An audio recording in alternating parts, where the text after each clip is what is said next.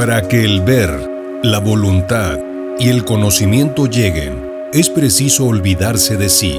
Las señales se te escapan porque tu seriedad está ligada a lo que tú haces, no a lo que pasa frente a ti.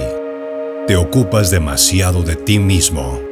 Te cansas mirándote a ti mismo y el cansancio te hace ciego y sordo a todo lo demás. Busca y ve las maravillas que te rodean. Descansa. Olvídate de ti mismo. No tengas miedo de nada. Solo entonces los poderes que nos guían, nos abren el camino y nos auxilian. Solo entonces. ¿Te importa demasiado querer a los otros o que te quieran a ti? Un hombre de conocimiento quiere. Eso es todo. Quiere lo que se le antoja o a quien se le antoja. Confía en ti, no en mí. La guerra de los brujos es contra el yo individual que ha privado al hombre de su poder. Es la absorción en uno mismo. Hemos de romper el espejo de la imagen de sí, que desconecta al hombre del espíritu. Siempre amamos u odiamos a quienes son nuestro reflejo. Los seres humanos somos infinitamente más complejos y misteriosos que nuestras locas fantasías. Los seres humanos vivimos en un mundo de relaciones permanentes. Funcionamos a través de reglas y normas socialmente establecidas y en contextos diversos en los que el vínculo humano es fundamental.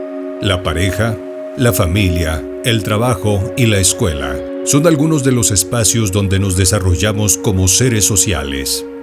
A pesar de la obvia necesidad que tenemos de convivir armoniosamente para sentirnos bien y para lograr objetivos de beneficio común, vemos con preocupación que el mundo se desgasta en una maraña de conflictos que, aunque no lo parezca, derivan por una tendencia actitudinal, una disposición humana y destructiva que impide la integración y sus beneficios. Nos referimos al egocentrismo. El egocentrismo es una forma de pensar y vivir basada en la exaltación de la propia personalidad, la necesidad y búsqueda de ser centro de la atención y una clara indiferencia ante los deseos, intereses y necesidades e intereses de los demás.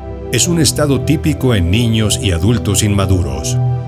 El egocentrismo se caracteriza porque procesa su realidad otorgando altísimo valor a su propia visión. Presiona al entorno para que se adapte a él mientras subvalora las consecuencias de sus actos en quienes le rodean. Suele ser el retrato del vivo, el oportunista, el cara dura, el indiferente y el chulo. En su libro Adiestramiento Mental, el Lama Lobsang Sultrim afirma que el egocentrismo es la puerta principal hacia todas las insatisfacciones y sufrimientos del ser humano, pues se basa en la autosatisfacción, limita la conciencia e impide alcanzar la liberación. Es como un ladrón que roba nuestras mejores cualidades, un fantasma que causa aflicción, infelicidad, miedo, orgullo y odio. El egocentrista está aferrado al ego, ve la vida de manera parcial y divide todo entre bueno o malo. Considera que lo que le causa placer es lo adecuado y lo que le causa dolor es inadecuado. Para él, los demás quedan en segundo plano y se relaciona con las personas de manera pragmática y utilitaria. Si le sirves, te toma y te trata bien. Si no le sirves, te ignora. Si te le atraviesas en el camino, podría, con escaso o ningún remordimiento, llegar a destruirte.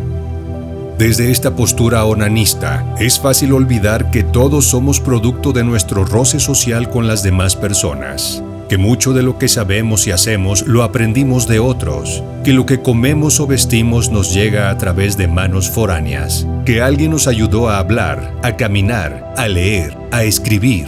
El egocéntrico olvida a esos seres a los que debemos agradecimiento que quizás nunca hemos dado. Para destruir el egocentrismo es necesario poseer una mentalidad global, holística, bajo la cual todos estamos relacionados y nadie es individual o autosuficiente, pues es realista decir que en alguna medida todos dependemos de todos. Hace falta valorar a los demás, descubrir lo mucho que nos han ayudado y vivir desde una óptica más humilde. Conviene recordar, como dijo Sai Baba, que con el paso de los años toda la fortaleza de hoy se extinguirá y llegada la vejez nos tocará depender de los demás. También, para vencer, para superar el egocentrismo, debemos entrenar nuestra mente, reeducarla e inculcarle nuevos valores para que, como tierra, se haga fértil y produzca nuevos frutos. ¿Hasta qué punto vale la pena arrollar a todos para alcanzar una pequeña cuota de placer, poder y prestigio que no durará mucho? Y no se trata de convertirnos en mártires, regalar lo que poseemos o autoabandonarnos. Se trata de ser personas más justas, flexibles y nobles. Debemos tanto a tanta gente que es muy poco razonable ignorarlos o despreciarlos. Una forma de romper el egocentrismo sería expandir nuestros requisitos de inclusión y levantar las barreras que impiden que nos acerquemos a las personas que piensan, sienten o actúan de diferente manera a nuestras preferencias. También podemos recordar los momentos en los que estuvimos mal, enfermos, solos o desempleados, y pensar en lo que otros hicieron para acompañarnos, consolarnos, comprendernos o ayudarnos en distintas formas. Al reducir los pensamientos egoístas y aumentar los grupalistas o colectivistas, se producen resultados materiales y emocionales asombrosos que a muchos benefician. La verdadera revolución es la del amor, es la de la conciencia.